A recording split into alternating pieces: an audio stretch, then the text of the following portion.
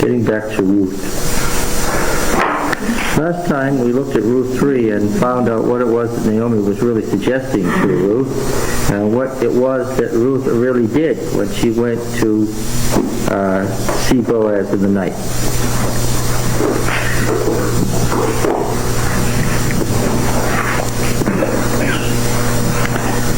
All right. We stopped at verse 12, and now it's true that I am a redeemer, yet there's a redeemer nearer than I.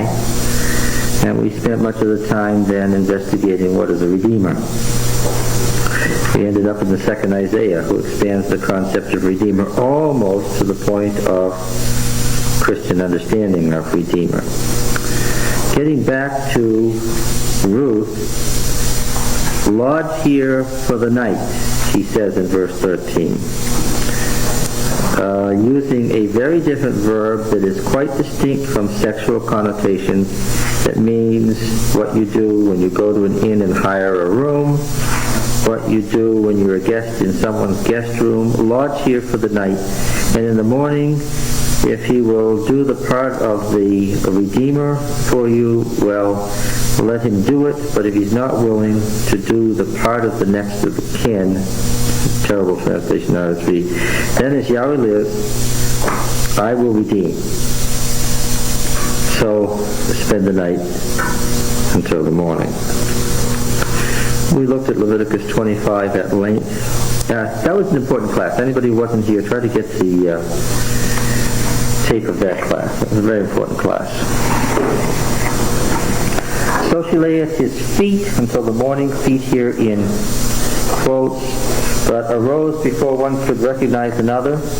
And he said, let it not be known that the woman came to the threshing floor, and he said, bring the mantle you are wearing, or the something. The mantle is a nice translation. Hold it out. So she held it, and he measured out 6 measures.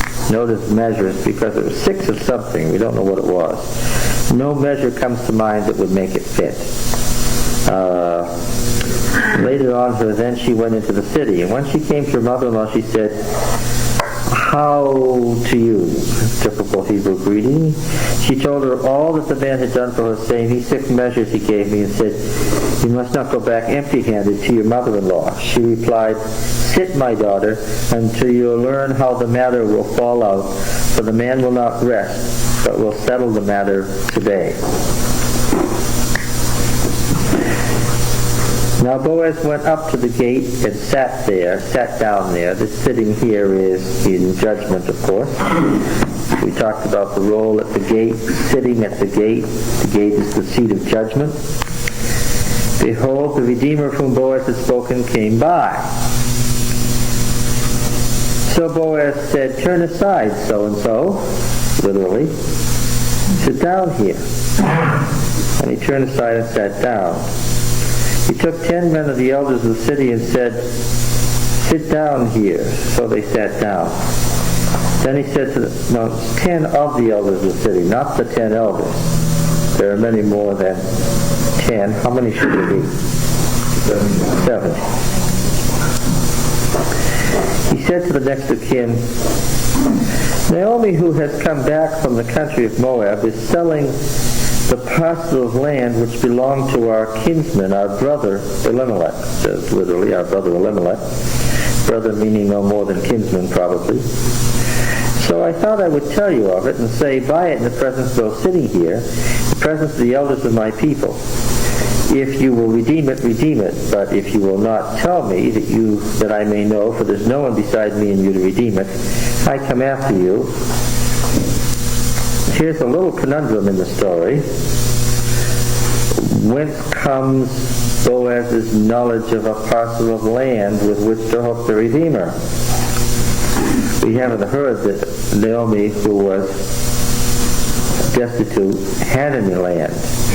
And one would presume that Ruth didn't need to go out and glean the leftovers if what?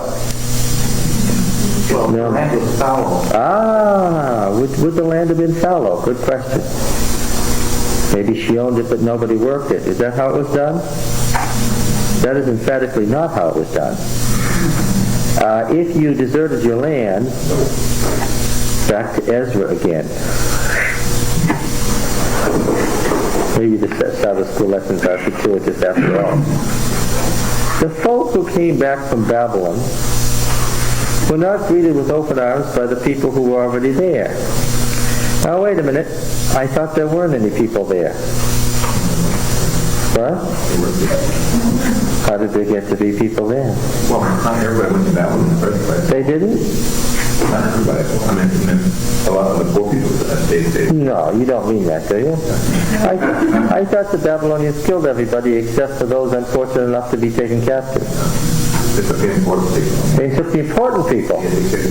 The educated people. What did they do that for? They were the troublemakers. They were the troublemakers, yes, but he gives another reason that's equally important. To do what? To enrich the Babylonian culture, of course.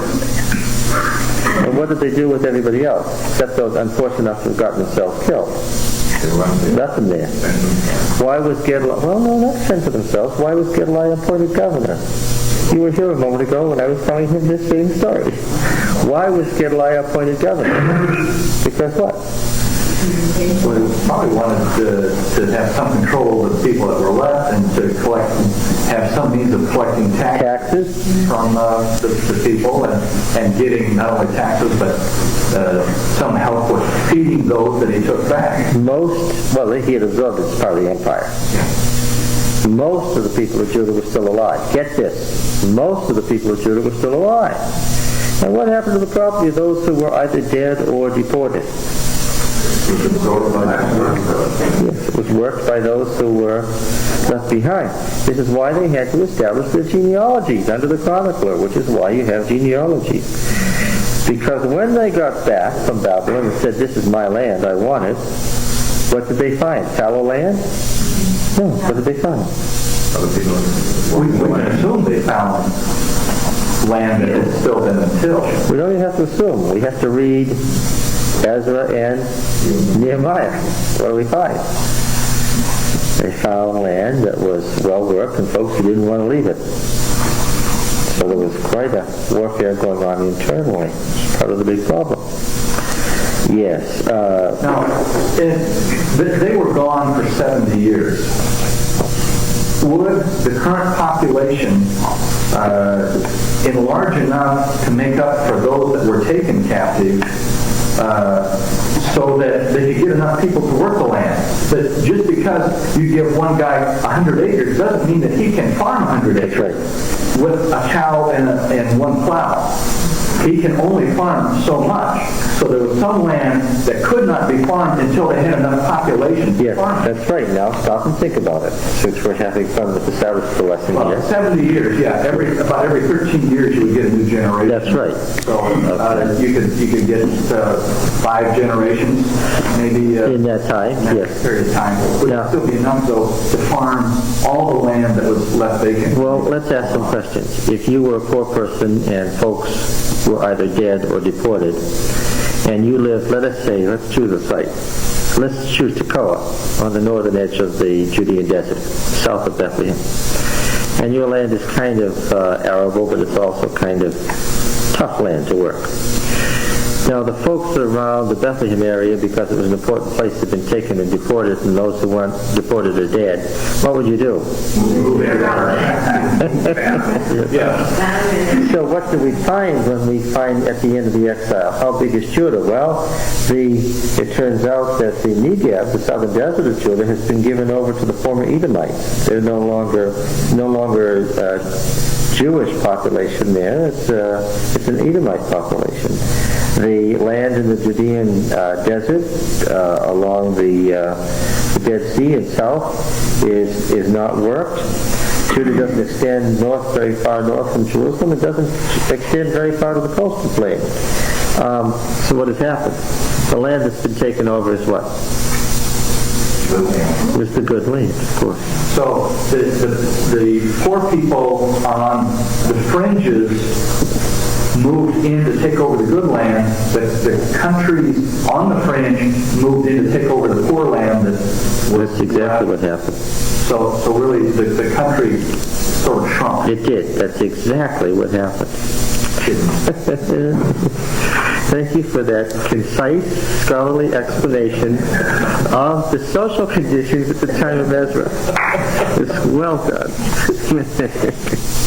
Now then, of course, you would say, but that was 70 years. Naomi was only gone 10 years. Did anybody have any knowledge of whether she would ever return? No. If you abandon the land, what happens? Somebody's going to move into it. Somebody's going to move into it. Now, under the law, who should have moved into it? Yeah, but with her own people there, the kinsmen, they would know who it belonged to. It wasn't like it was just lost and forgotten. Yes, it's not the same as in an exile, is it? Right. It's somewhat similar, and yet it's somewhat different. Take a guess now, and this lies in the background of the story. Who would have moved in on the land and been working it? The near kinsman. So now, what is really happening here is that Naomi has come back. The land is in somebody else's control, a kinsman, a close relative, and what Boaz is saying is, now that its original owner is back, if you want to keep, since Naomi clearly is not able to work the land, if you want to keep the land, then what? You have to pay for it. Then pay. Pay who? Ruth. Oh, you're missing the point of the story. I said before, the whole point that Boaz notices about Ruth in 3 years, that she could have married and married well, but she was not willing to do that because that would abandon who? Naomi. I made this point in this tone of voice last week. That is the point of the book of Ruth. Now let me ask the question again. Who would be paid? Naomi. Which is exactly why Ruth wishes to marry. Yes? Why did they sell the land when they went off? I mean, they came back and they would come back. You could sell the land. You really could do what? Yes. Lease it. Have you taken leave of the sabbatical year system? Right? What's the story with land? People didn't own the land, Lucy. They what? They didn't inherit. Let's get what? They were stewards. Who owned the land? God owned the land. Remember that, Lucy? Yes. They could not sell the land in perpetuity. It was not their land to sell. They were its stewards, and they could lease it till the next sabbatical year. Yes. They were being taken on a captive, but they really had time to make them to the right. Oh, no. The question she asked was about why didn't the family of Elimelech sell the land? It has nothing to do with being taken captive. Yes. Where were they living at this time? This is a wonderful question. That the storyteller doesn't choose to tell us. Where did these two destitute widows live during this time? We have no way of knowing where they were living. Where should they have been living? No, not on the land. Oh, you're misunderstanding how it worked. People didn't live on their land. Where did they live? In the town. Where was the land? Yeah.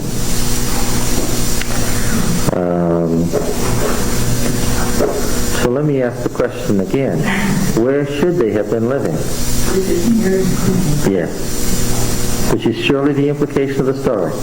But they weren't. What? They weren't. They weren't. Why not? How do you know they weren't? Because the way it's tricky. Yeah, that's right. I said, where should they have been living? They should have been living with the nearest of kin, but they weren't. He doesn't know. He hasn't taken any part in saying, I should go to Naomi and pay her for this property. Nor is he aware that he's going to get a wife with the deal. Now, would it have to be the nearest of kin, or could it have been a near kin? Well, what do you know from Ruth 3? Well, Boaz was a near kin, not the nearest of kin.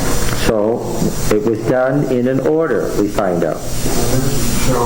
Well, when it finally comes down to dotting the I and crossing the T, yeah, it's got to be the nearest legally, but they could have been staying with another kin.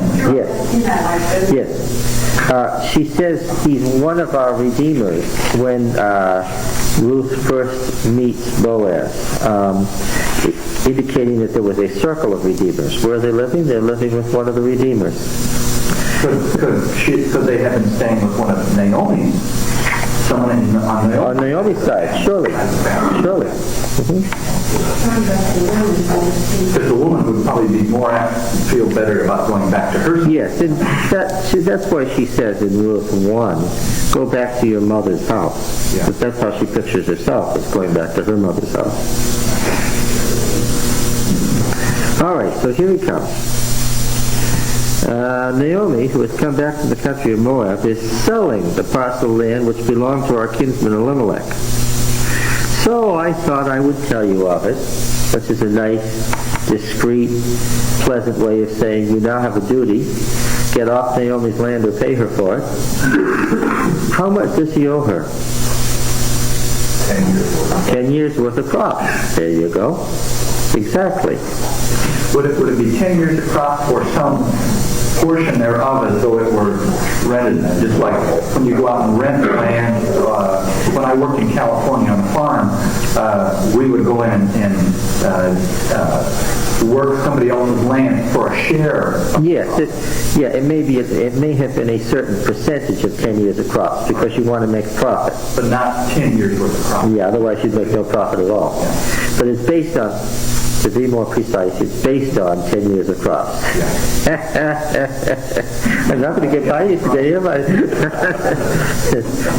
Yes, But the reason that Naomi left in the first place is because there was trouble in Israel and wasn't on crop. doesn't matter. The law is, Leviticus 25 is, that you reckon the value of the land based on years of crops. So it might have been 8 or 9 years of crop. No, it would have been 10 years, but a certain percentage thereof, as he pointed out, which would have had to have been dictated. By the gross amount that was harvested. Yes. So I thought I would tell you of it. It's a nice way of just reminding him, saying, Oh, by the way. Yes, in a matter-of-fact way. You owe a lot of money to Naomi. And I'm here, and I've called together a court just to point out to you that it's time for you to pay up. Now, is the man a bad man? What does he say? I will. Sure, I will. Doesn't no hesitation at all.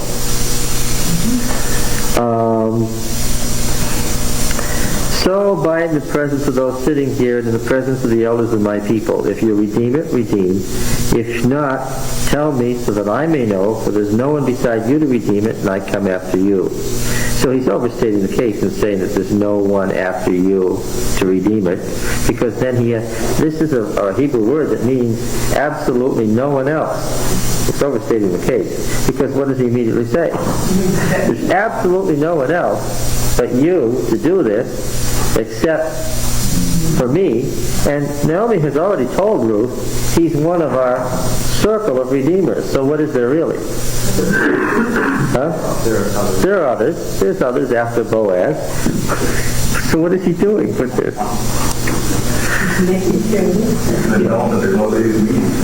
Well, He's getting in line. yes, he's getting in line. This is typical Near Eastern indirection. Have I pointed this out before? Right? Yeah. In a Western way of speaking, is considered in the East to this day ill-mannered. How might we have said this?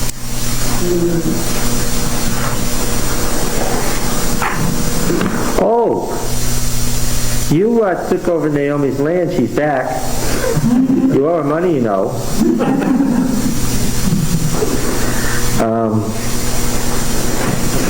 No one would be so indiscreet as to speak that way, particularly in a court setting.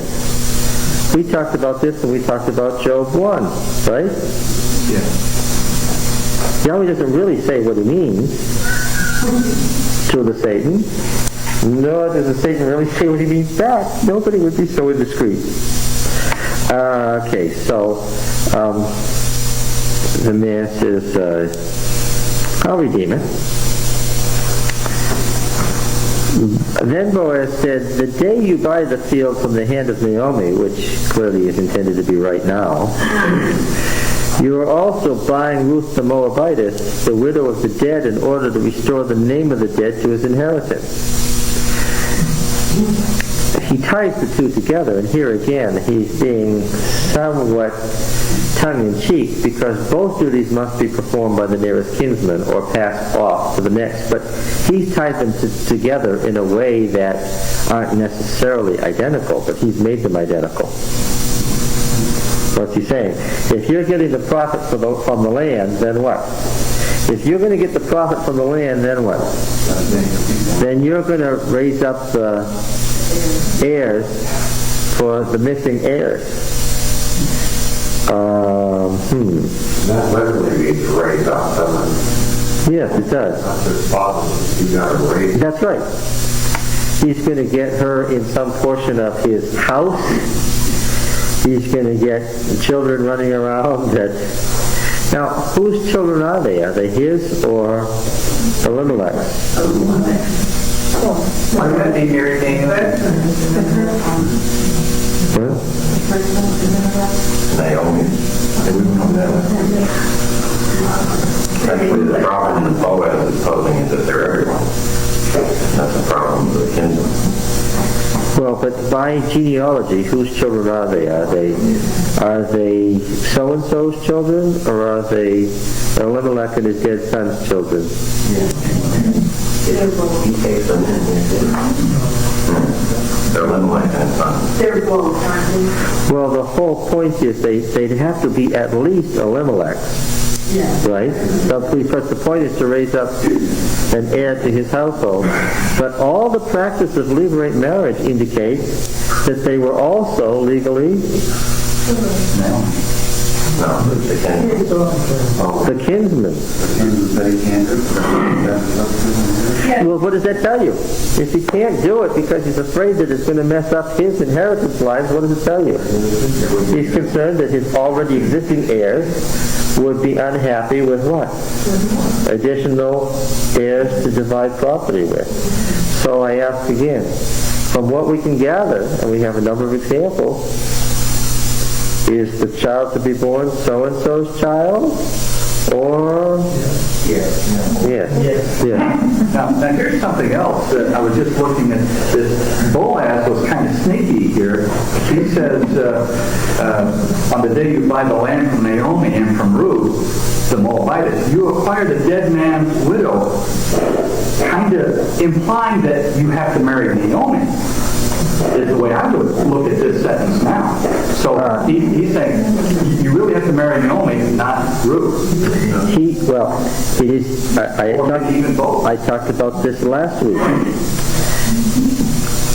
It is open. It is absolutely open that the near Redeemer can marry who? Either one. Yes. And he certainly can be read as saying, you're going to get Naomi, but Naomi has taken responsibility for Ruth, so you're going to get how many mouths to feed? Yes. Yes, plus the unborn children. The kinsman recognizes the consequences of this. It says, I cannot redeem for myself lest I impair my own inheritance, making it very clear that the child that is born is going to be seen as legally his. But the point of having such a child is that it be legally theirs. Yes. Take my right of redemption yourself. I cannot redeem. Okay. So he had another wife. Yeah, oh, of course, this man is married, has a wife, and has not just a wife, but what? Children. What? Son. He has sons. Yes, thank you for that correction. The daughters inherited too, so If there were no sons at all. Right. Case in point, Zalapha had daughters in Numbers, and I'm sure you have forgotten them.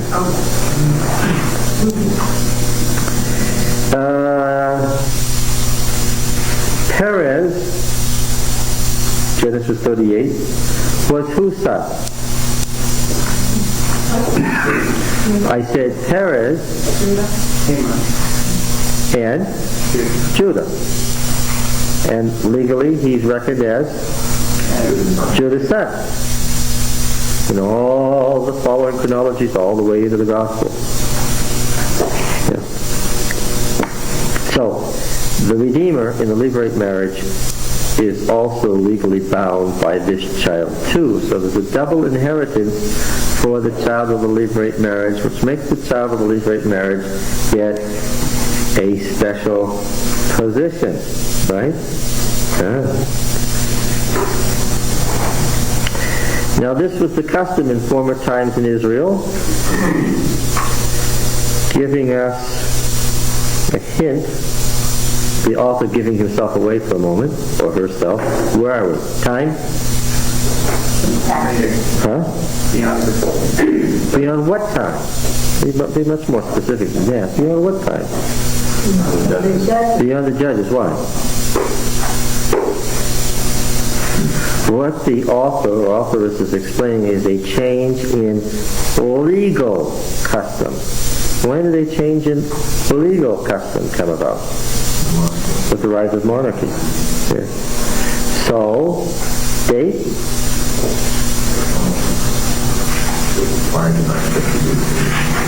What? Oh, for the judges. But what I'm saying about the origin of Ruth. The book, or... The book. Well, it was the actual monarchy, but the events happened before David, obviously. Yes, but I'm asking about the book of Ruth. I said the author is giving himself away for the moment, so now I'm asking about date. Of the origin of Ruth, the book.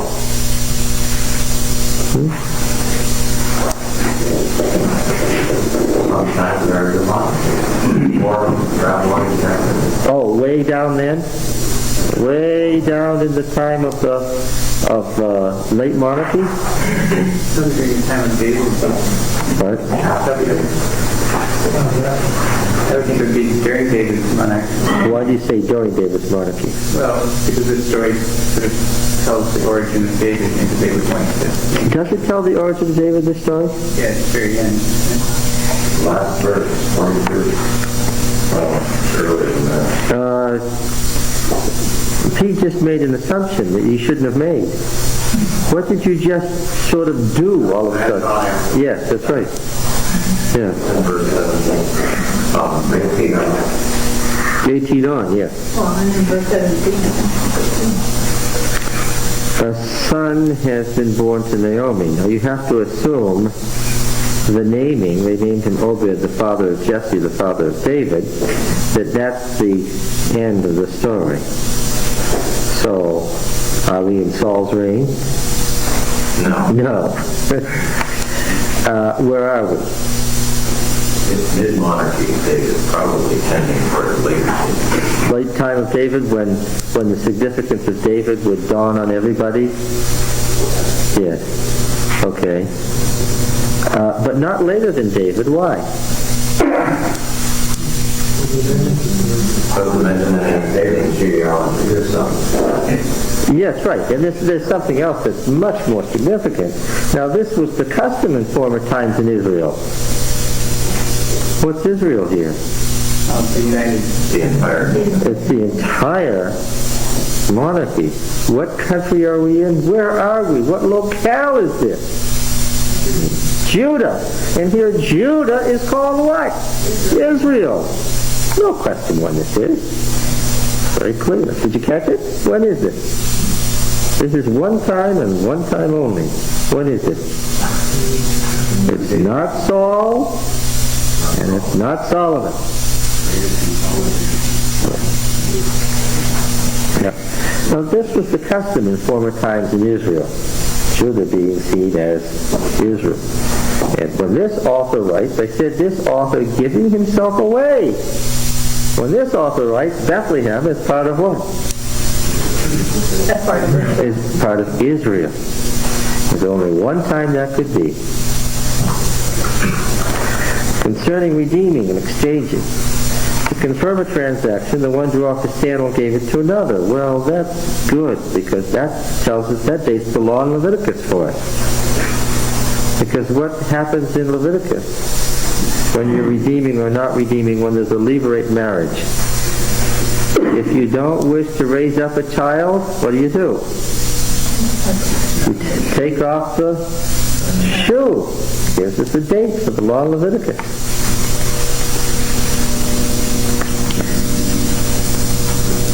There's a manner of attesting in Israel, verse 8. So when the next of kin said to Boaz, buy it for yourself, he drew off his sandal.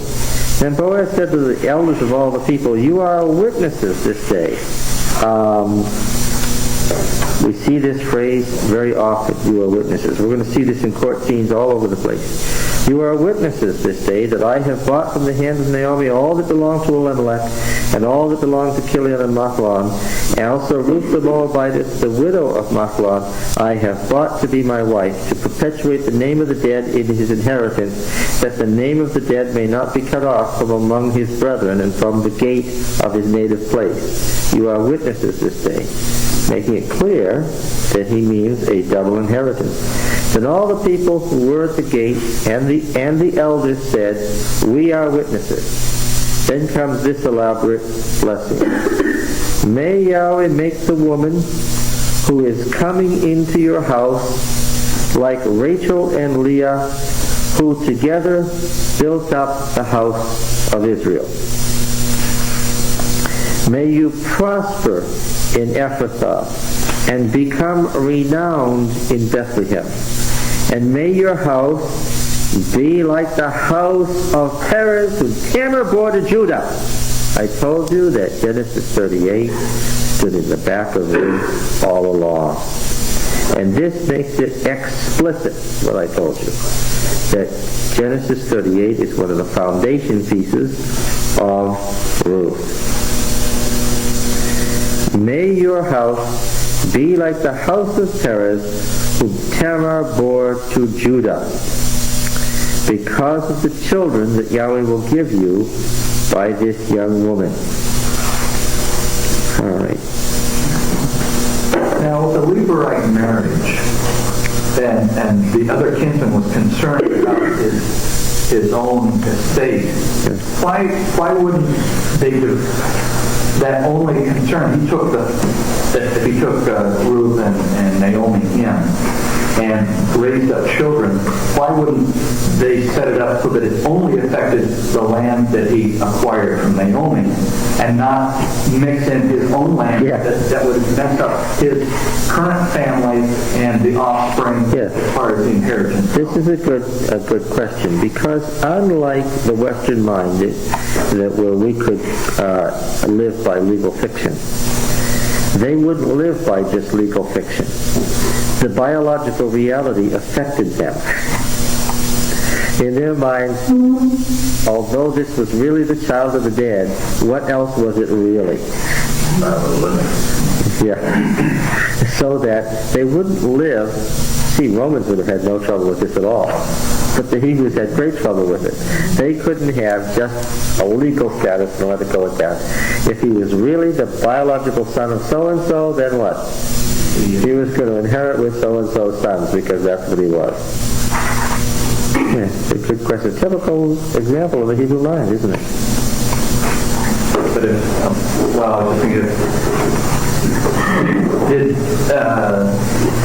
did they have wills in that time? Oh, sure. Who would divide up, who would get what part of the property? He could still say, all right, the offspring of Naomi would only get the property that I If he did that, he would be violating the law. But he, There's a principle in law that you can't set up a legal instrument that violates the law.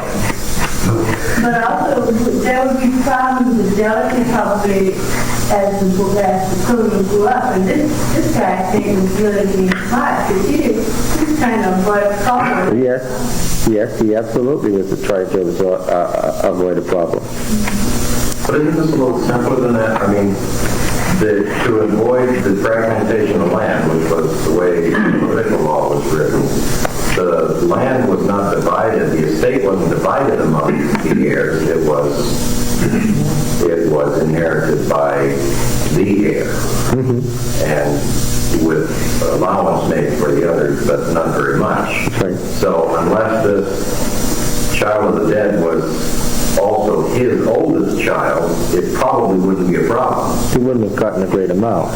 You couldn't have a patriarchal system unless the oldest one was the boss who got the family property and told the younger brothers what to do. It's interesting, too, that he brings up Judah, because that sort of throws into contrast what caused the problem with Judah was the second and third son refusing to...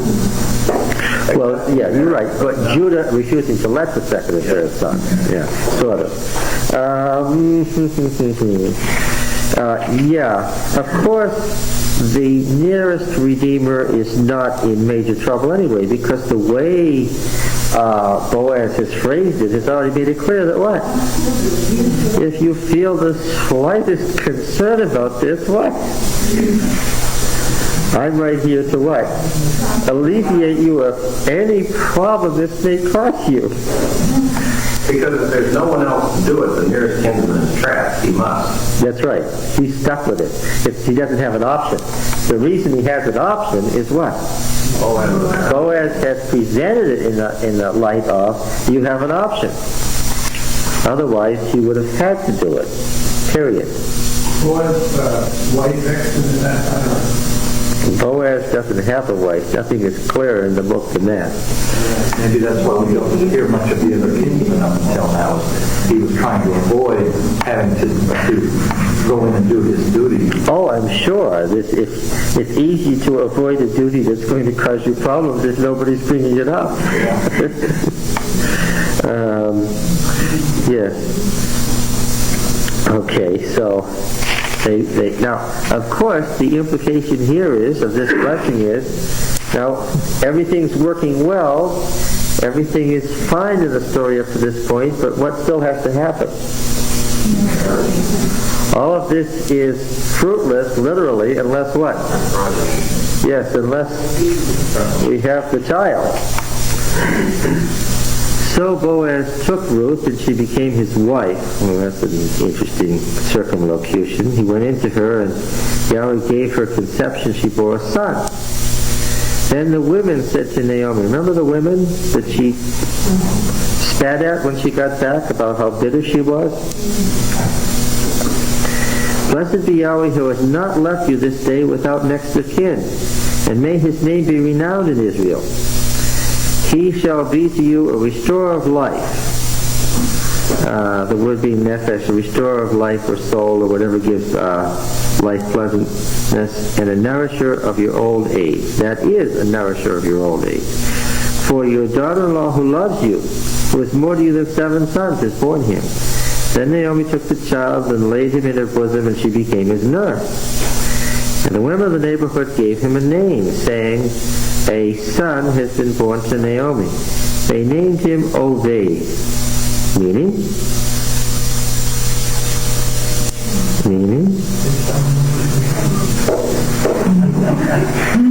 Oh, we get to the point of the story and there's silence. What? Well, Eved would be servant. Okay. Oved is the present participle. So can you say what the present participle would say?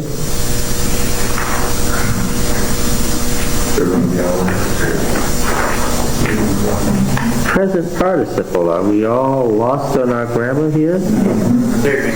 Serving. The serving one. What was the point of what the women said? You take care of her in your old age. He's taking care of Naomi. He's the one who is serving her. The word is serving. Catch it, everyone? So what was the sentence now? Blessed be Yahweh who has not left you this day without next of kin. May his name be renowned in Israel. He shall be to you a restorer of life, a nourisher, that is, a nourisher of your old age. For your daughter-in-law who loves you, who is more to you than 7 sons, has borne him. And Naomi took the child and laid him in her bosom, came his nurse, and the women of the neighborhood gave him a name, saying, a son has been born to Naomi. They named him Serving. He was the father of Jesse, the father of David. Okay. So now, if So can you explain how come Naomi was able to do that and she was too old to have children? we didn't ever say at any point along the way, nor did she, that she was too old to have children. Part of what's been behind the story is she's too old to have children where? She's too old to have children where? Where? In her mind. That has been what she's been saying. But part of the story is about the regeneration, I'm using this term deliberately, the regeneration of Naomi. That's part of the story. By means of Ruth's intercession.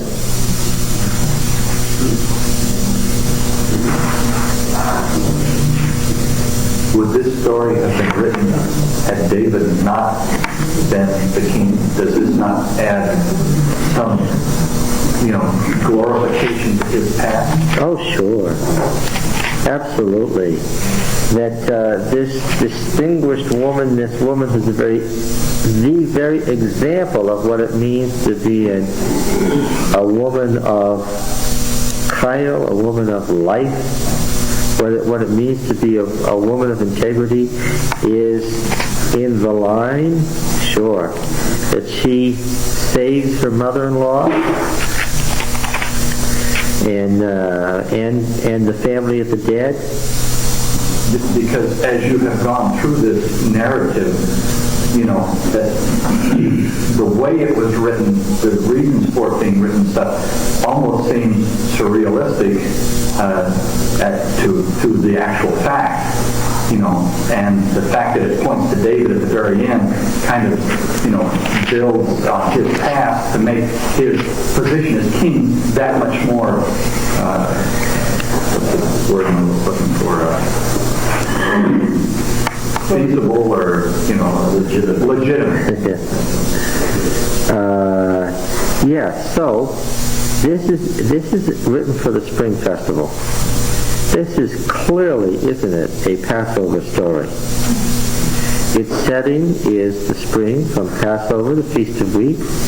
It's the spring harvest period. It's the period of fertility. It's the period when God grants fertility to Israel if they keep covenant with Him. What does keeping covenant with Yahweh mean? That's what the story of Ruth is about. Who's the prime example of keeping covenant here? Ruth is. Who's secondary to Ruth? Boaz. Who isn't keeping covenant? Well, everybody else. They're not bad, but they're not particularly doing what keeping covenant means. They don't have covenant graciousness the way these two do. You would expect from this covenant blessings to come, right? And clearly the covenant blessing that comes is the blessing on the line, right? Could you take a second to review that title? Yes, it's a word that means more than just life. It means strength. It means it means life force. It means roughly what the mystic phrase, "May the force be with you," means. It's the life force of the universe that comes directly from Yahweh and that only certain people have who are in a special relationship to Yahweh. It is used in a very particular way in the book of Judges. Every person we saw who was a man of Chayil in Judges was a savior judge who saved Israel. We happen to notice that it also had a military meaning, because the stories in Judges are always punning on these phrases and putting them in military terms. Every single man of Chayil in the Judges book turns out to have been a knight. The word with a K. In days of old, when knights were bold. What's a knight? A knight is part of the feudal structure of ancient times, where there was an independent class of people who had armament of their own because they were so wealthy, and had soldiers of their own and a little force under them, a little army under them.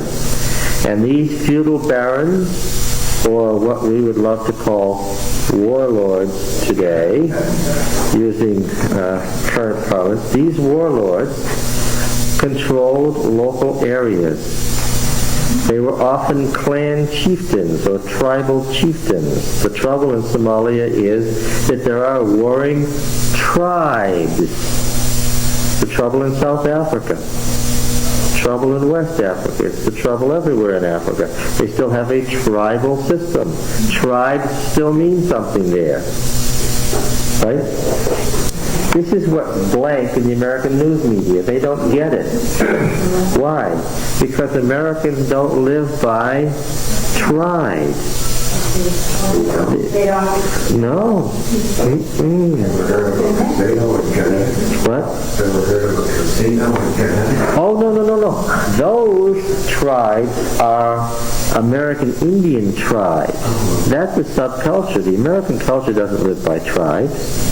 I'm not a member of a tribe that will go to war with your tribe. It's not a life and death issue which tribe is controlling the country. There are segments of the population too, but it's not mainstream. Oh yeah, it's not part of the main culture. No, there may be some tribes, but there's Part of the inner city problem. Tribalism of the inner city. the tribalism, yes. When we talk about gangs, we're just talking about a reversion to tribal warfare. But our news media hasn't analyzed this properly. This man is neither a bandit, nor is he an illegitimate person. He's a what? He's a tribal chief of the largest tribe. If you go to ferret out and take prisoner, we've come to feed you and save your country. And to do it, we're going to harass, imprison, and maybe kill your tribal chief. What's going to happen if you take that attitude? Yes, you're going to get killed. Americans are remarkable at misunderstanding other cultures, and this is an example here. A warlord, yes, he's a tribal chief. In the same way, in the period of the Judges, what have we noticed that these savior judges were? They were feudal knights or warlords of various local areas. Every single one of them who's called Ish Chayil turns out to have been a knight with a localized army under him. Now when Manasseh gets strong under Gideon, what happens? The Ephraimites get very upset. What are they? Another tribe. Yes. When Jephthah, a warlord in Gilead, gets strong, what happens? The folks in Manasseh and the folks in Ephraim get nervous. Why? That tribe is in ascendancy. Right? The big thing about Israel in the period of Judges was it was a league of what? A federation of tribes. Rival tribes. Yes, well, by the very nature of the thing, the tribes are what? Rival. Yes. But catch it now. It was an area made up of a general culture that was distinctive. They were the tribes of Yahweh, but they were tribes. And what do we find them doing? Fighting. And their tribal chief or warlord is described by the title Ish-Chayil. Okay? Now, the Deuteronomic historian, by ripping Ruth from its original setting as a wisdom story and placing it at the end of the book of Judges and writing a new ending to the book of Judges as its counterpart, has given it a whole new meaning. Now we're not just talking about fertility and covenant keeping and examples of what covenant keeping means. Now we're talking about something much more specific. In its current context, which is interbiblical exegesis, we have one level of exegesis for original meaning, and then we have another level of exegesis for later meaning, right? In its current meaning, Don, you asked this question, what does this Ish-Chayil mean now in its current meaning? Boaz is a what? He's a knight. He's a warlord. He is a judge. Indeed, although this wasn't the original intent of the author at all, what function does Boaz have finally? He's sitting there as what? Judge. Well, but Redeemer is okay because each of these great judges are said to have saved or redeemed Israel. Yeah. This is a sort of first among equals situation. Yes. Why did they have a round table? Nobody would sit at the head of the table. Yeah. To say what? That everybody was equal. Yeah. And that was the great goal of the tribal federation. To what? How do you keep everything on a level field? Yeah. How do you write it down? You would use an H with a dot under it. So the heart is like that.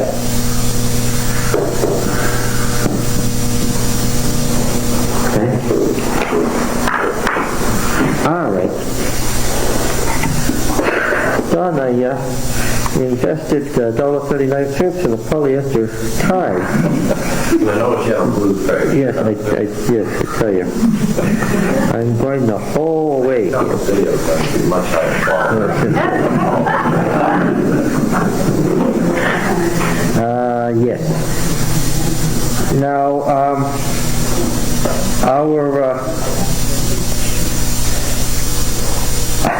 in case you missed the point of what the Deuteronomic historian is doing by putting the book here, in case you are a dull reader, who having eyes see not and having ears hear not, he has added verses 18 to 21, just so even the densest of you could catch it. Now these are the descendants of Perez. Remember it mentions Perez up above, the son of Judah, who came from this very unusual. Perez was the father of Hezron, Hezron of Ram, Ram of Aminadab, Aminadab of Nahshon, Nahshon of Salmon, Salmon of Boaz, Boaz of Obed, Obed of Jesse, and Jesse of David. Now really, was that necessary? He apparently felt that it was. Well, it ties David directly to the tribal father. That's right. That's right. Why Yeah. was the story written around the Moabites instead of going back up the line to get a righteous Israelite to be The Redeemer thing. Well, you could still have a Redeemer. David the Redeemer. Yeah, but the Redeemer is Boaz. Why couldn't it back up a little bit further so that they wouldn't have to have a foreigner But that's involved. But wait, Well, she's Moabite. Isn't that the point? But that's the whole point. He's the covenant. He's a better covenant keeper than Okay, well, she's a better covenant keeper than all of the Israelites she comes in contact with, except for Boaz. We would rather have her than a nice Israelite woman. Who is not. okay, I was just trying to get the idea of the point. Why would they bring a foreigner in? Well, first of all, they may have been stuck with the historical detail that maybe Ruth was a Moabite. That's the first obvious problem. But the other story is that was particularly fortuitous for his purpose. The Moabites were part of David's empire. Yeah, I'm just wondering if legally or if they were trying to impress the Moabites to get them more on their side, so they brought up part of his line that had a Moabite. Well, of course, at the time that this was written, what was the status of the Moabites? They were already part of David's empire. They would have liked this story too. Why? Because it had a Moabite. Because at the end, when it talks about their descendants led to David, who was the king of Moab at the time? David. The king of Moab was David. So it kept them more in mind. So there was a Moabite. So there Yes, who is a descendant of a were Moabite? many reasons then for this story. You know, Yes, I said that Ruth is just a pretty story, right? If you wish to read it that way.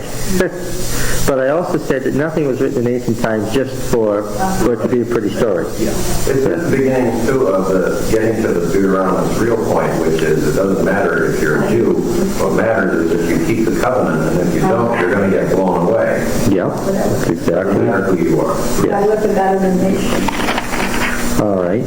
So, yes, the point is there's a lot more going on than meets the eye in Ruth. As is so often with the Bible, there was a few hidden agendas underneath the simple story. you point that out quite a bit in Genesis. There were a lot of hidden meanings and stuff. Yes, I mean, who's being lambasted because Noah's son does something bad? Who's really being beaten up on? The Canaanites, right? Yeah. So there's a hidden agenda there. Yes. And so the Deuteronomic historian has got a story that could not serve his purposes better, a pre-existing story. He's writing the time of Josiah, centuries after the story was written, but he makes use of it for his purposes. Yeah. Now, let's go to Samuel, the book of Samuel. Division into 1st and 2nd Samuel doesn't come till the 15th century A.D. So 1st and 2nd Samuel is just for the fun of our printing it and having chapter and verse division. Totally artificial. It's all one scroll. Here, alas, we can't even read our Bible with any sense of security. Why? Because our Bibles are based on the Masoretic text. And what's the... So the Masoretic text in Samuel is the worst example of the Masoretic text in the whole Old Testament. It's an awful text. It frequently trails off into nothing. It starts sentences and doesn't finish them. Sentences begin in the middle of other sentences. What follows doesn't match up with what precedes. We usually like to see a nice short text. If we have 3 examples of a text, the shorter text is probably the original. Why? There was this great tendency as time passed to do what? Yeah. If it said he, what would they put? No, if it said he, what would they put? So-called explicating plot. They put he. Yeah, elaborated. Who's the he? Give me an example. The king of Israel. Well, it says the king of Israel in 1 Kings 22, and then later we're going to get what? Another guy wrote, instead of he, wrote Ahab. Then the third version, one says he, one says the king of Israel, the other says Ahab. What do they write now? He, Ahab, the king of Israel, said. That's a good example of Palestinian text. Now you've got what's called the full or conflated text. So my point is that in general you want a nice short text because the short text is probably pristine. The Amplified Bible today. Yes, that's right. That's the Palestinian version. The Masoretic text in Samuel is a nice short text. The reason it's a nice short text is not that it's a good clean text, but because it's missing so many words, sentences, lines, paragraphs, and chapters. I really believe that the origin of the problem in Samuel is that a scribe who was dyslexic, and I don't mean this to be a joke, copied the scroll originally. He can't seem to get through a paragraph without jumping from the end of one word to a similar word or the same word further down.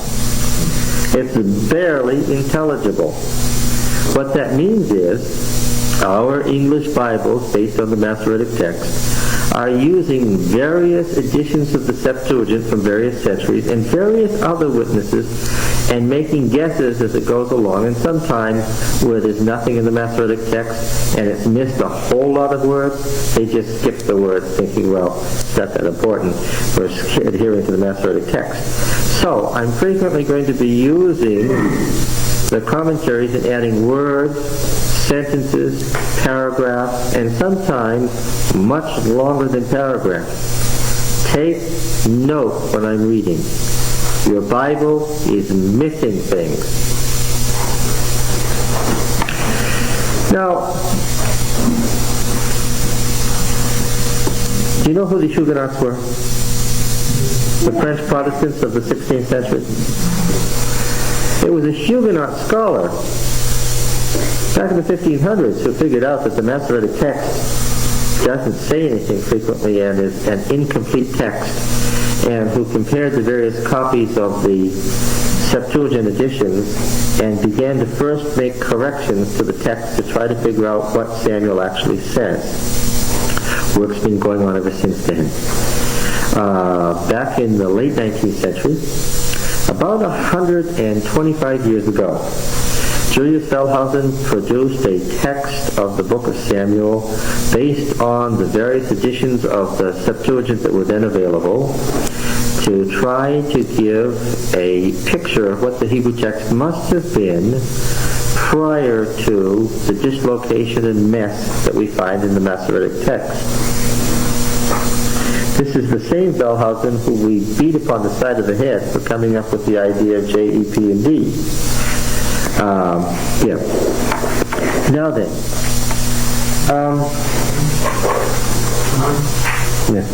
Do the Dead Sea Scrolls have better editions of Samuel? let me just finish. So the reconstructed text that Wellhausen came up with was based on what we call retroversion.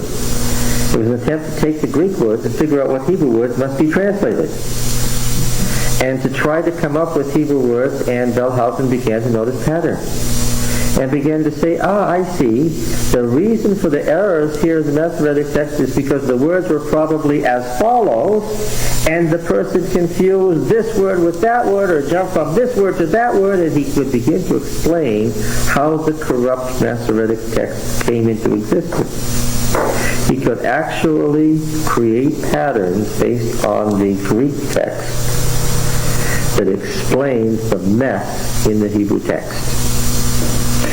There are other places where he couldn't make any such patterns. He says, well, the translator is just translating rather freely here. Later scholars said, well, now, how valuable is such things as this, where he's guessing that a Hebrew text existed that said X, Y, and Z when no such Hebrew text exists, and when he can't make it work, he says what?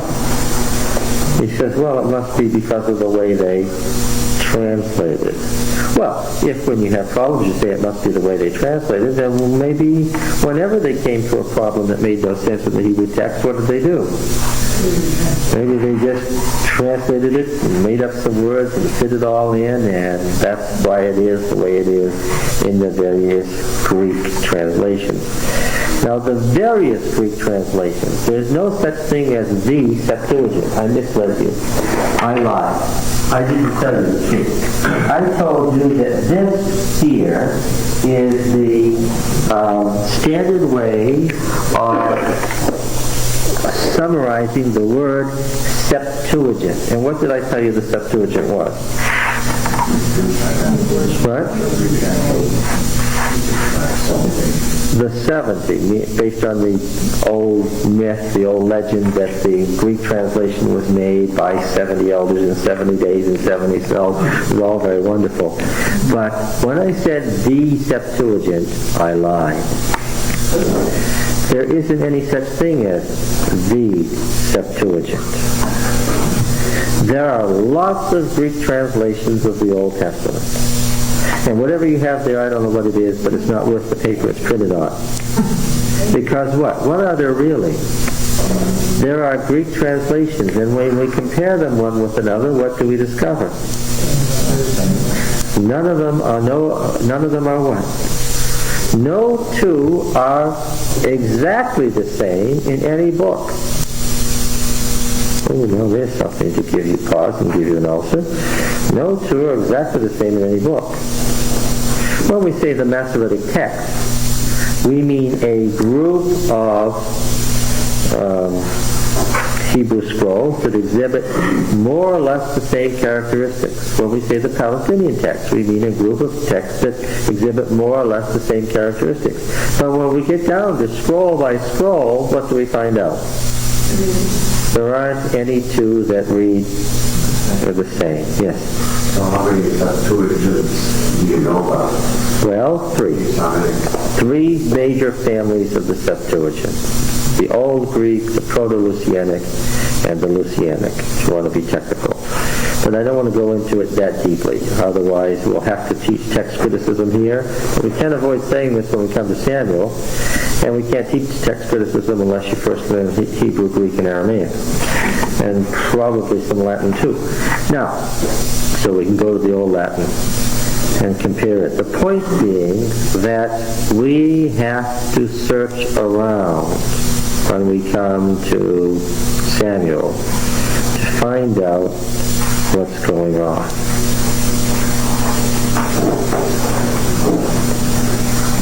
Probably, there's only one original Deuteronomic history, but the very first copy may have read differently from it. And the first two copies may have what? Read differently. Without a photocopy machine, you couldn't be sure that what? That if you made two copies, that they would both be reading the same way. Even with your very best efforts, what might happen? They might read differently. So you think like count the words to the midpoint and helping? No. Where are you getting that stuff from? Counting the words to the midpoint and so forth. Where are you getting that from? What? He's talking about counting the words to the midpoint and stuff. That's not at all what we're talking about. Where are you getting that from? I remember in one of my, it was like the Hebrew grammar book was talking about some of the marks in some of the Hebrew. Where are you getting that from? Let's see if he knows what he's talking about. The Masoretic text had these marks put in the 9th to 14th century A.D. So maybe back to the 9th to 14th century A.D. They started counting the words in the 9th century A.D. What does that tell you? Yeah. Does that help you explain? Yeah. And so then they started counting to the middle and thereby preserved all the mistakes. There are words in Samuel they don't even put points in. You know why? They don't think the word should be there. But guess what? If it's there in Holy Scripture, then what? then you leave it there. And you put a note in the margin, this word shouldn't be there. We counted the letters. We included the letters. Don't count the vowels. Yeah. 9th century AD, that has nothing to do with the problems we're talking about here. In general, how many families of Hebrew texts are there? In general, what did we say? 3. The Palestinian, the Egyptian, which is the Greek tradition, and the Babylonian. And that's where the text is which? It's the Babylonian. Our dyslexic scribe must have lived in Babylon. Must have imbibed a lot. Must have imbibed. Well, they didn't have any glasses, right? So they drink it right from the bowl. Yes. So the question was, as we came to the 20th century, was what really was the text, and is there any way to ever find out? Scholars were divided between whether you could use the Greek translations. And see, that's what I said. I don't know what that thing is you're reading. Based mostly on the one most common manuscript, is it the Alexandrian? Well, but you wouldn't do that. You would never do that. You would get all the weaknesses of one thing without the strength of any of the others.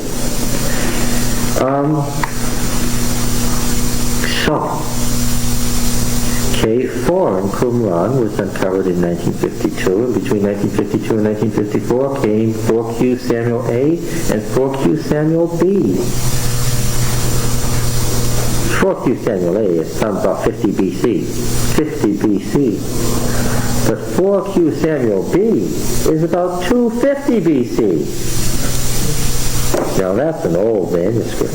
250 BC. Think about it. Compared to 9 AD. What? So compared to 9 AD. 900 AD. Yes. That's right.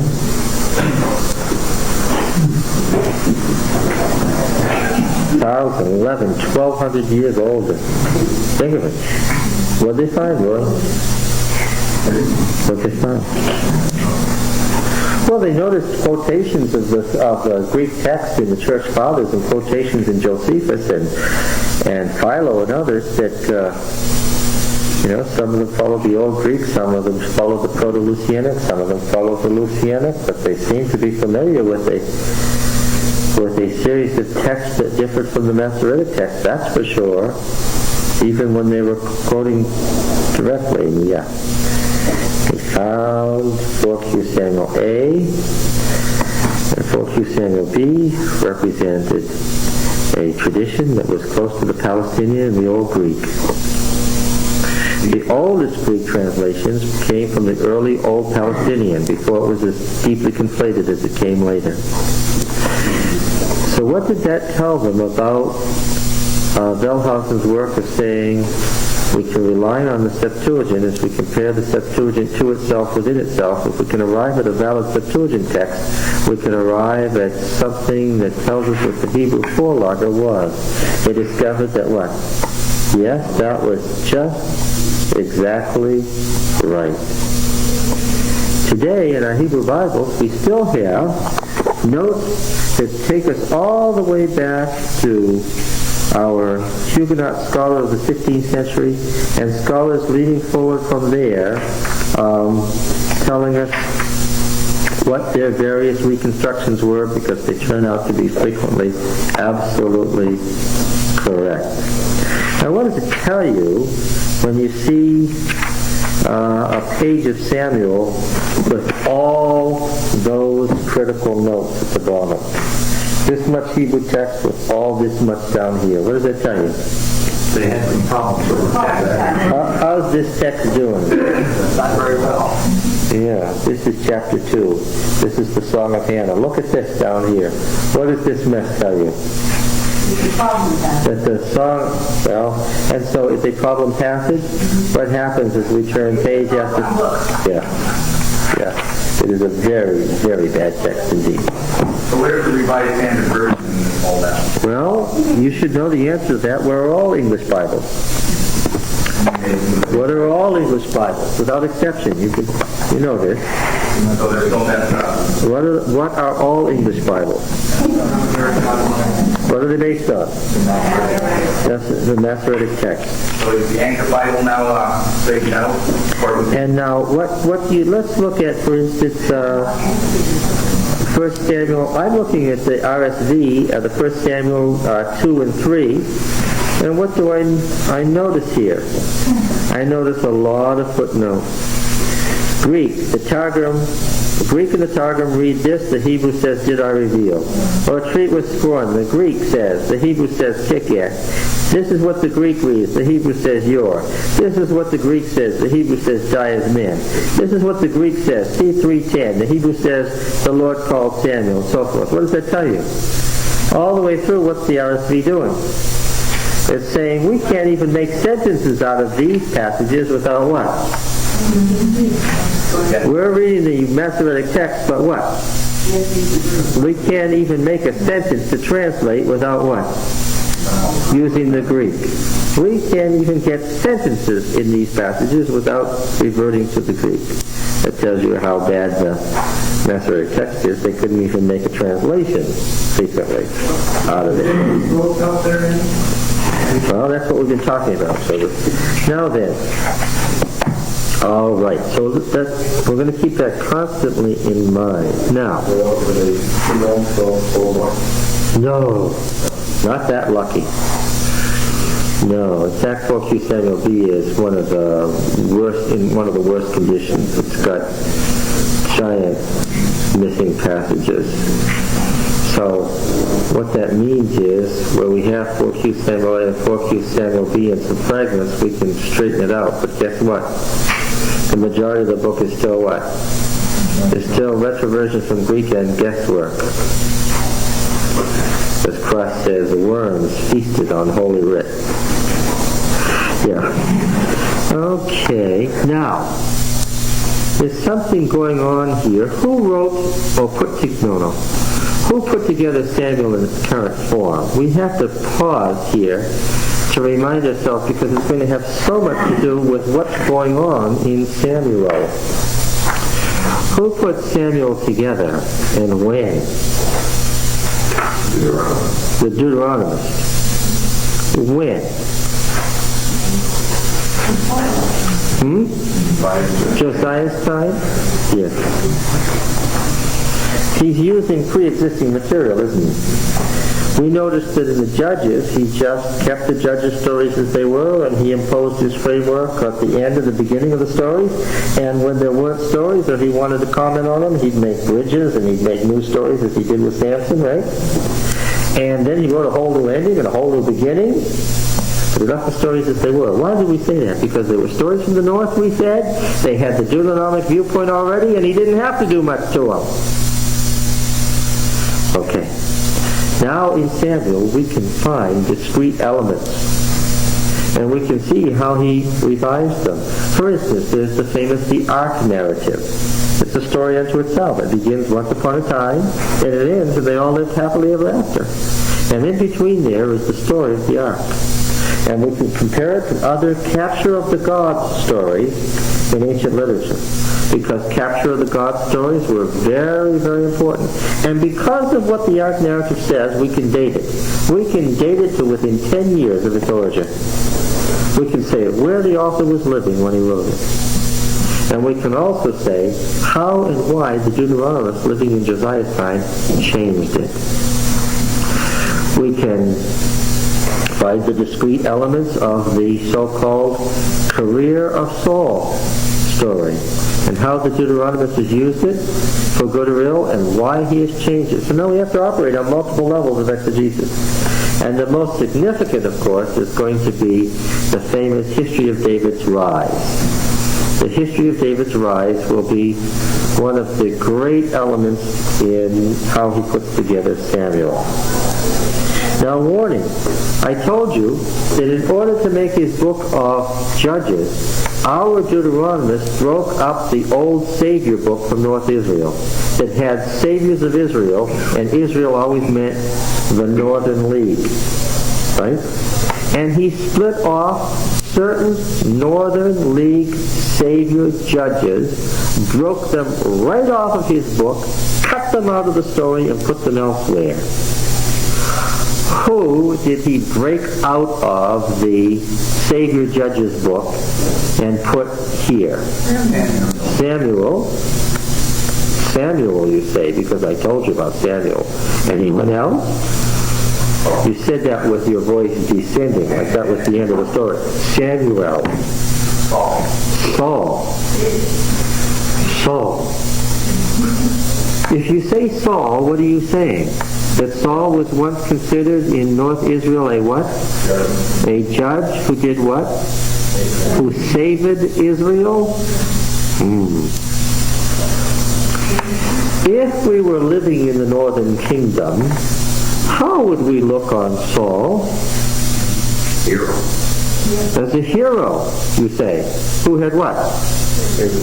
Who had saved the nation.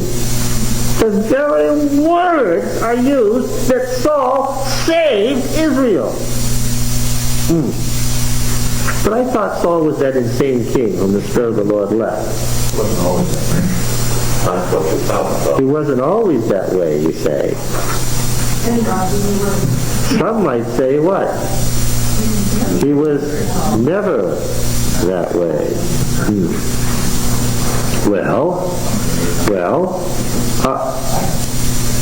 Samuel said, was Samuel ever a judge? Well, let's read Samuel 1 and see what it reminds us of. There was a man from Ramathaim. Now, where was the home of our guy Samuel? Guy being the technical stand-in here for what I want to call him technically. I don't want to say prophet. I don't want to say seer. I don't want to say judge. I don't want to say king. I don't want to say priest. So our guy, Samuel. Where was he from here? Hill country of Ephraim? Well, where does he live a bit later? No. Later. Where does he live? What's his town? What? Ramah? Okay, now read Samuel 1:1 to me. There was a certain man from Ramathaim. Okay. And who fight from the hill country of Ephraim, so his name was Elkanah, son of Jerome. Okay, that's good enough. Where was he from? Ramathaim. Now, what was his son? This is the daddy of Samuel. His son's town was what town? Is this the same place?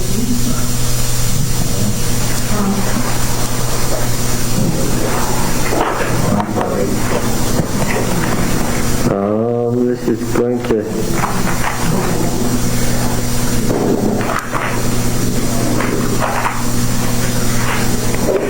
Another name for them.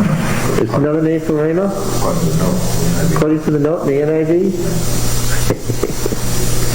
Don't believe what you read in your Bible. What? Yes, we are, especially in this book. Ramah is in Benjamin. And Ramathaim is far away in the mountains of Ephraim to the north. Some confusion has developed between what and what?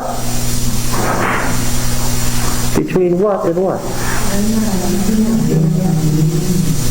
Ramah, a place in Benjamin. Why is Benjamin of any interest to me here? What? Saul was from Benjamin?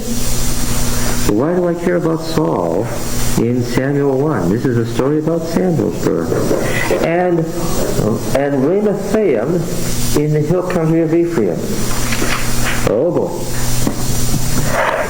1 Samuel 9:1. There was a man of Benjamin whose name was Kish, and it gives us his genealogy. Something interesting about the introduction to both these stories. They tell us not about the person, but about what? Huh? Where he was from? No. Doesn't tell me that at all. Are you reading the same Bible I'm reading? What does it tell us? There was a certain man of Ramathaim Zophim of the hill country of Ephraim whose name was Elkanah. That's what I read in my Bible. I read in 9:1. There was a man of Benjamin whose name was Kish. I'm going to ask again. What do I notice in each of these cases? What is introduced? The father of the man. The father of the man. Judges chapter 13 and verse 2. Skipping verse 1 because that's my Deuteronomist narrative framework. I'm reading verse 2. A story begins. Now there was a certain man of Zorah, of the clan of the Danites, whose name was Manoah.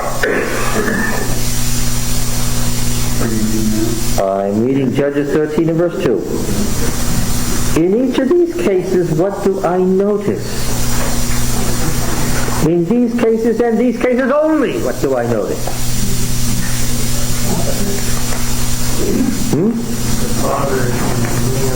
The story begins with the identification of the father. Why is that significant? I don't know yet. Let's keep reading. Yeah. What? You do. We don't. Oh. That's funny. He had two wives. The name of one was Hannah, from Canaan, gracious. The other was Peninnah, and Peninnah had children, but Hannah had no children. Now this man used to go up year by year from his city to worship and sacrifice to Yahweh Sabaoth at Shiloh. There, Hophni and Phinehas, the two sons of Eli, were priests of Yahweh. Now, if ever there's an addition of a later added detail, that's it. Is that part of the original story? These two Egyptian names tell us that these are Moshite priests. But that's not part of the original story. Now, am I just being arbitrary here? How do I know that? Why do I just say out of the blue, that's not part of the original story? How do I know such a thing? We're only going to find that out later when we find out about the priests of Shiloh, and that's a whole different story in a later chapter. That's an editorial emendation to get this story to relate to us, to something that's coming later. Who wrote that for us? Who wrote those words? DTR 1, yeah. One day when Elkanah was sacrificing, parenthesis. No, we don't have the rest of the sentence yet. Now, when he gave portions to Peninnah and her sons, he would give Hannah a single portion equal to theirs. I don't know what your Bible reads, but anyway. For Hannah was the one he loved, though Yahweh had closed her womb. Moreover, her rival used to provoke her to anger, so that she would complain aloud, thunder aloud, that Yahweh had closed her womb. Year after year, as often as he went up to the shrine of Yahweh, notice the words I'm using very deliberately, as often as he went up to the shrine of Yahweh, Elkanah would do this, and Peninnah would provoke her that day. One day when Elkanah was sacrificing, Hannah began to weep and would not eat. Elkanah, her husband, said to her, Hannah, why are you weeping? Why do you not eat? Are you so resentful? Am I not better to you than 10 sons? After she had eaten, Hannah arose privately and presented herself before Yahweh. Now Eli the priest was sitting in a chair beside the doorpost of the temple of Yahweh. The introduction of Eli is once again what?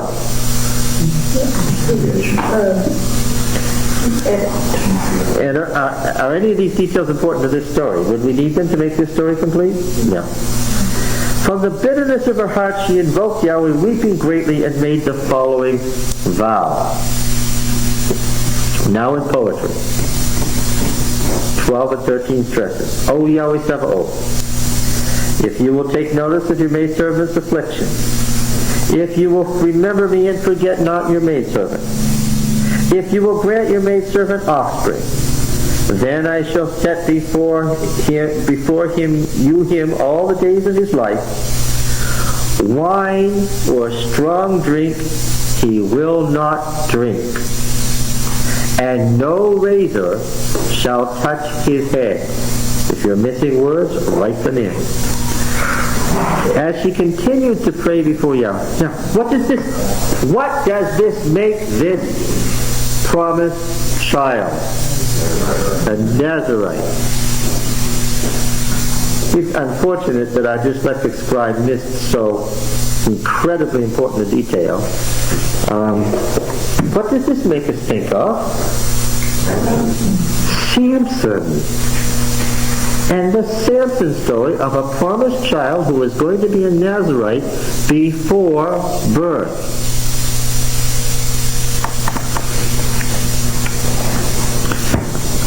We're headed for something shocking here. Be ready. As she continued to pray before Yahweh, Eli watched her mouth. She was speaking within her heart, only her lips quivered. Her voice could not be heard. Eli, assuming that she was drunk, said to her, "How long will you be drunk?" It won't be surprising to you to find out that many manuscripts read, "The priest said," "the priest," because this is not necessarily a story tied to us. To Eli or to Hophni and Phinehas or Shiloh. Yes. How long will you be drunk? Put aside your wine. Another commentary that they didn't use one. Yeah, of course. Of course it's a commentary that they used one. Sure. Yes, it wasn't uncommon to see. "No, my lord," said Hannah, reply, "I am an unfortunate woman. I have neither drunk wine nor strong drink." She shouldn't, because she's going to become the mother of a Nazarite. "I was only pouring out my soul to Yahweh." A pun on pouring out. "Do not think your maidservant a worthless woman. It is because my complaint and my vexation are so great that I have tarried long."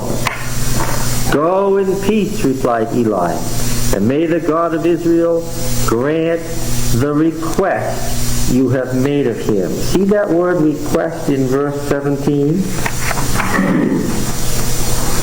Everybody got that? Petition you have?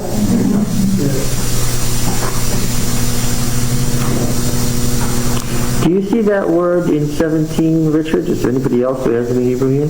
Can you see the word? Yes. Can you pronounce it? It's Shelaton. Shelatek. Very close. Good. Shelatek.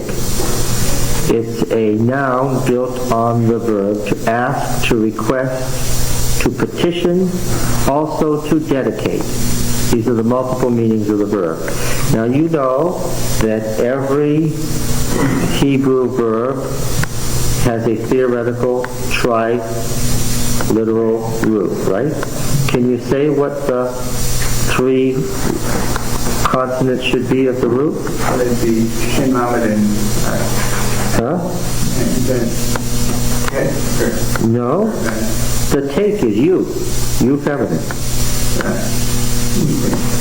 Do you see the long shayla? Because we're missing the root. It's called a hollow root. You're missing the middle letter. And we just erase these guys up here.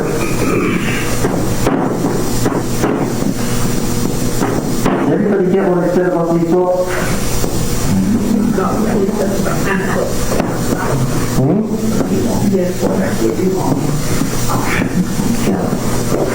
I'm only done with those to send out some others.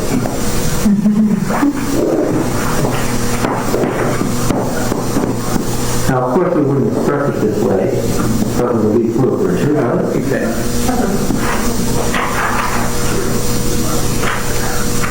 I just want to know what it is.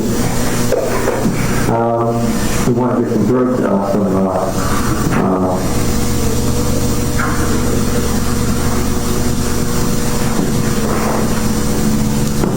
okay. Shut down.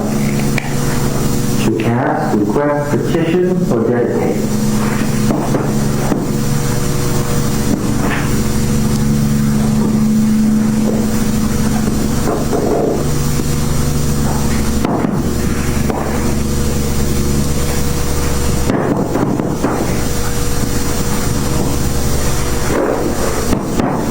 Okay, we're doing good. May not seem that we're making progress, but we are. All right, verse 18. Then saying, let your maidservant find favor in your eyes, the woman went her way, and when she came to the chamber, what chamber? Where are they? Well, they're at the shrine of Yahweh, or perhaps the temple of Yahweh. Now I thought, what? Yeah, I thought that at Shiloh there was a tent. I thought the tabernacle was at Shiloh.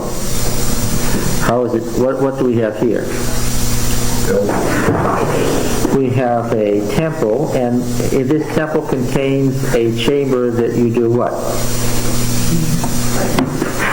What's she going there for? She came to the chamber, she ate, and no longer wore her disconsolate expression. Early in the morning, having bowed down before Yahweh, they started back and came to their home in,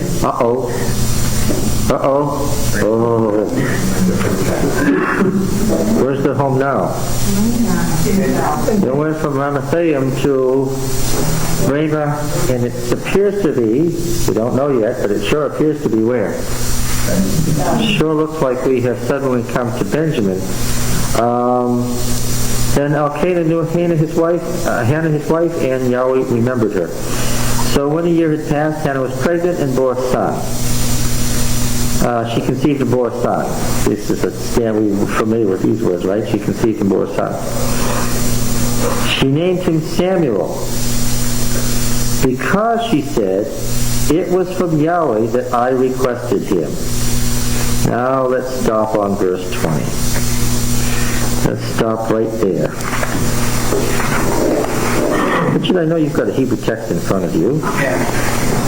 What's the problem there? Well, I was looking at the name, there's an extra, well, I mean, the M is an extra consonant that sort of fits in with the consonant. Well, first of all, where would the name Samuel come from? What does Samuel mean? Shemuel. Yeah. What does that mean in Hebrew? Shemuel. It would be like absent for the Lord. Okay. First of all, what's this word here? This is a simple little word, and I don't even know the meaning of. Name. Okay. And when we get into the construct state, what happens to this? Okay. So this is the word name. And when we have the original case ending, okay?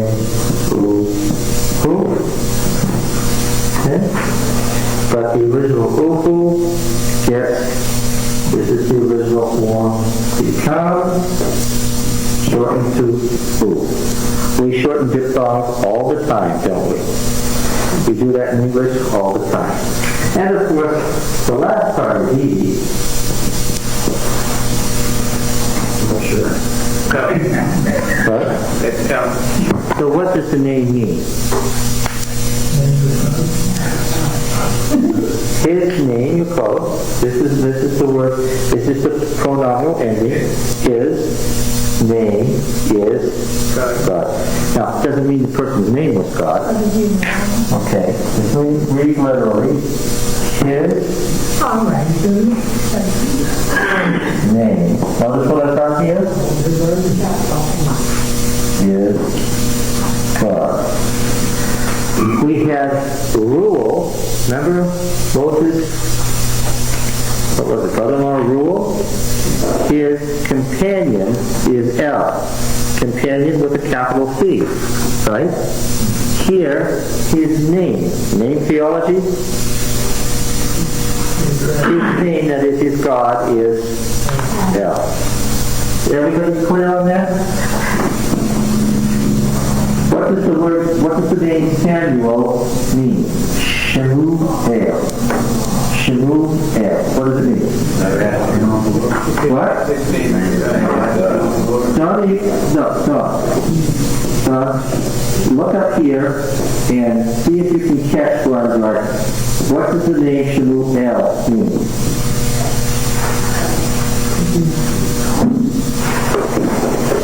His name is God. Literally what it means. What does it not mean? Heard of God. No, different word. And heard has nothing to do with it. Yeah, but I'm just reading what they said in the note down here in my life. Not request, ask, Samuel sounds like the Hebrew for heard of God is what they're pointing to here. Shemat, that's even worse. Yeah.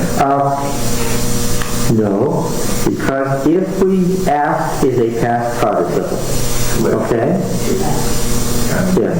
The past participle of the verb sha'al, to ask, to request, to petition, or to dedicate. Remember what's characteristic of the past participle? It's the long U. That word would be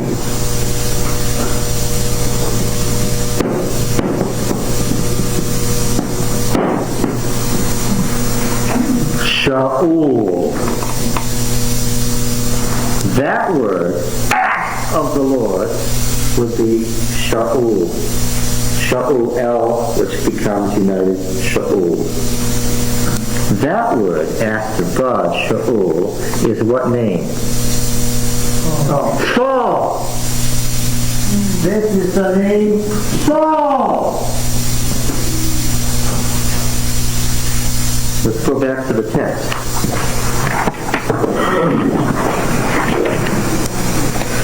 All right. What does it say here?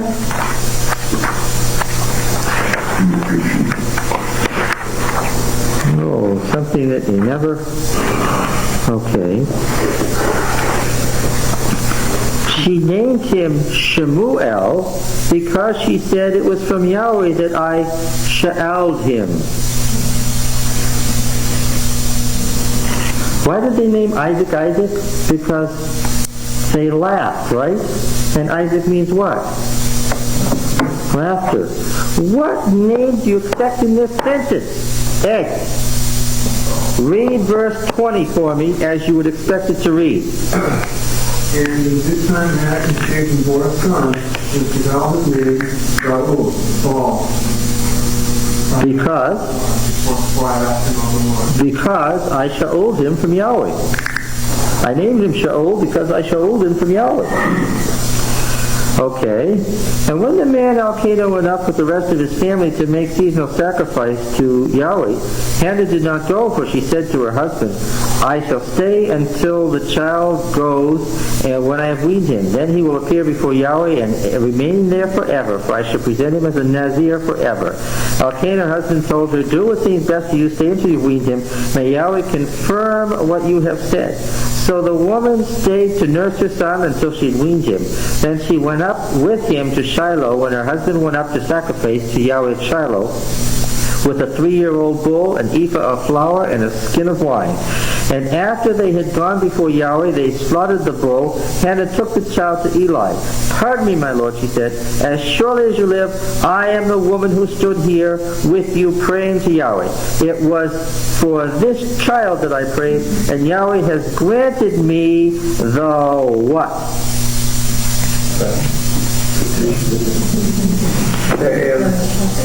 The what? Yeah. Sha'elati asher sha'elti. Right? And so she says, and so in turn, and this is a pun, Regam Anoki Hish Il Tihu, right? I have dedicated him. Punning on the verb, what? Punning on what verb? In chorus, everybody. Punning on what verb? It's written in English, in chorus. Sha'el. Say it again. Punning on what verb? Sha'el. Punning on what name? Saul. Okay. So in turn, I have dedicated to him to Yahweh, for as long as he lives.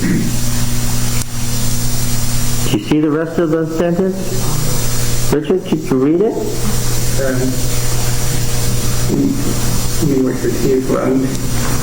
Begin with the word call. Call. All hayamim. All the days. Do you see that?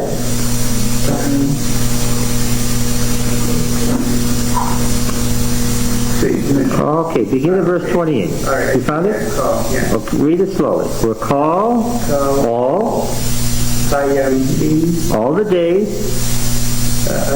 Share that. Lives. Who? He himself lived. Shaul.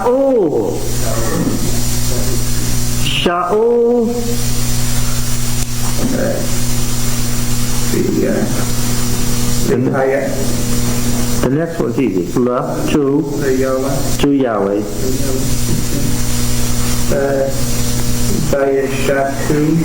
And yep. There before Yahweh. And what words am I interested in? He will be Shaul to Yahweh. The story climaxes by saying what? He will be Shaul to Yahweh. So John, what's my point? Huh? This is obviously a not too complimentary story. Keep punning on Saul's name. It's a very complimentary story. It's a beautiful story. It's a birth story about a man named Saul. Yeah. No, that's not the point at all. It's a beautiful, miraculous birth story about a Nazarite judge who was born, whose name is Saul. Anybody missing this? All the way through, they keep bringing up again and again various meanings of the verb sha'al, to ask or to dedicate. And at the end, the last words there are, he shall be Shaul to Yahweh forever. Is anybody lost on this? It doesn't get this straight. So this is the verb of King Saul, not profession. We don't know anything yet except that this is the story of the birth of a Nazarite named Saul. And why does Samuel even appear in verse 20? Yes, it is. Why does Samuel appear? Yes. Because we're going to read further and find out that this is now the birth story of someone named Samuel. Well, let's go back to our friend Samson. Remember, he was the Nazarite who... Big shift.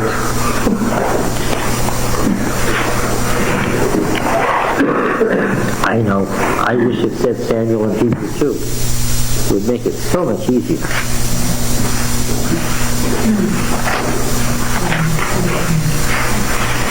Where is it?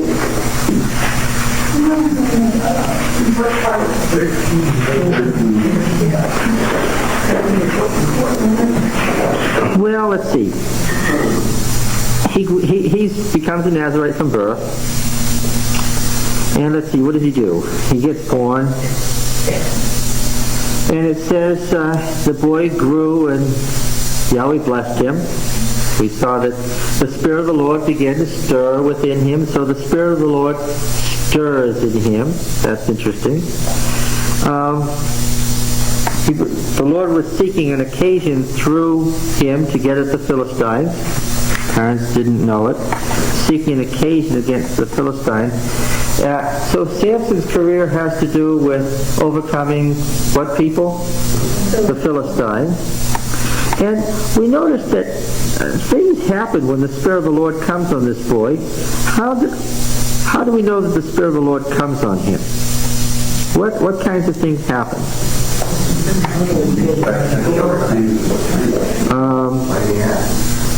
He kills things?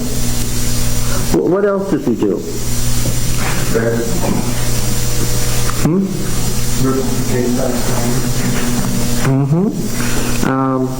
What kind of effect does it have on him? Do you remember? Yeah, in 15:14, the Spirit of the Lord comes mightily on him. He used the jawbone and killed a contingent of men. Yeah.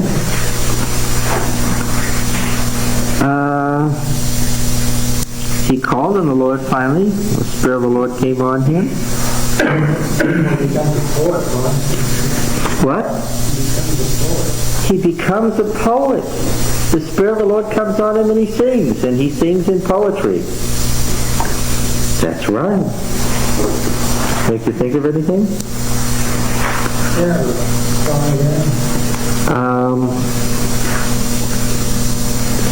Did you notice, do you remember this, that he became enraged? Remember that verb that runs all through here? When the Spirit of the Lord comes on him, what happens to him? He gets uncontrollably what? He flies into an uncontrollable rage.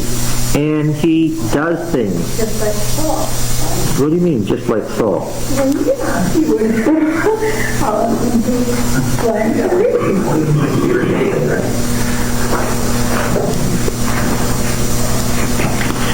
Well, so anyway, do you remember how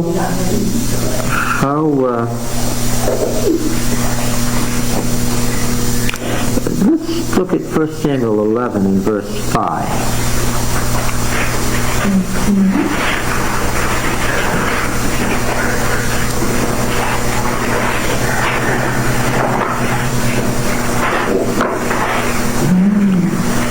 Now Saul was coming from the field behind the oxen, and Saul said, "What ails the people that they are weeping?" So they told him the tidings of the men of Jabesh. And the Spirit of God came mightily upon Saul when he heard these words, and his anger was greatly kindled. Read Judges 13:25 or 14:6.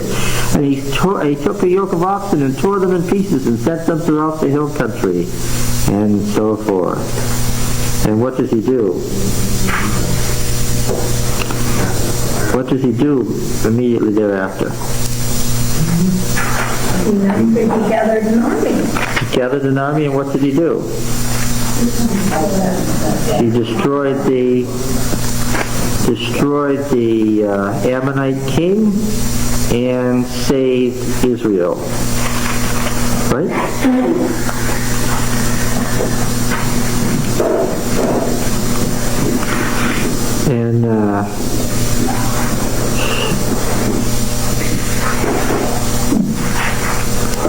And it says he saved Israel in that chapter. About Saul's father, verse 9:1. What does it say? There was a man of Benjamin whose name was Kish, the son of Abiel, the son of Zerah, the son of Bechorath, the son of Aphiah, a Benjaminite, and Ishmael. What is his father?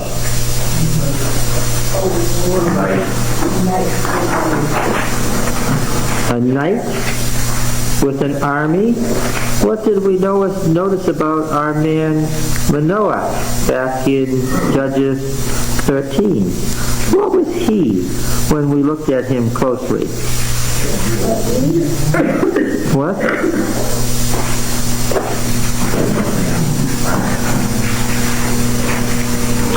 Now we notice that Samuel seems to be the beginning of what should at least have been a twin set of stories, right?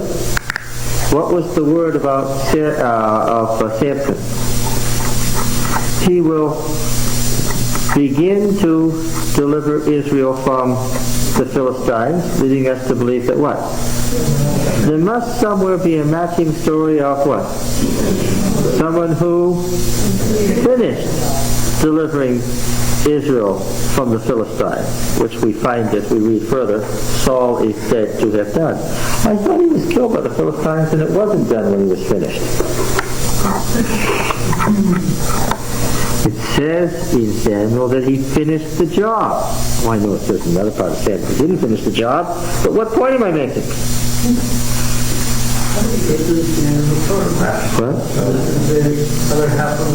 What was I looking for after I read Samson? Back in the old book of Saviors of Israel, the old book that doesn't exist anymore, that have all northern kingdom people, various people who are said to have saved Israel. The last one in the book of Judges, as it now stands, is the fellow named Samson. And what was, as it now stands, and what was I looking for? I'm looking for what? At least one more that what? Finishes out the story and does what? Saves Israel from the Philistines. Now these folks have been getting more interesting as they went along in this old book of Saviors. Right? I was looking for at least one more Savior.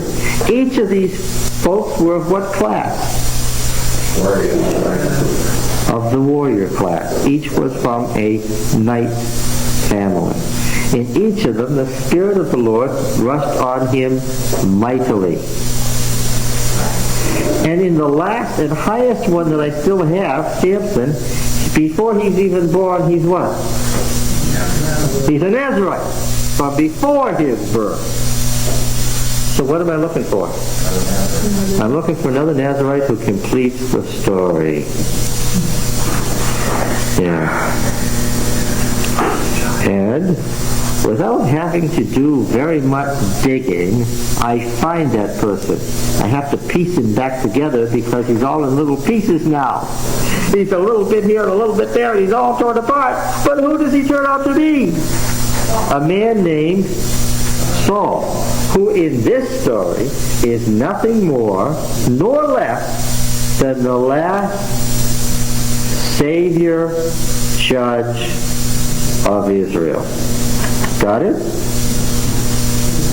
But that's not the story we have now. We have to do exegesis on the story we have now. Right? More on this next time. Where do you find the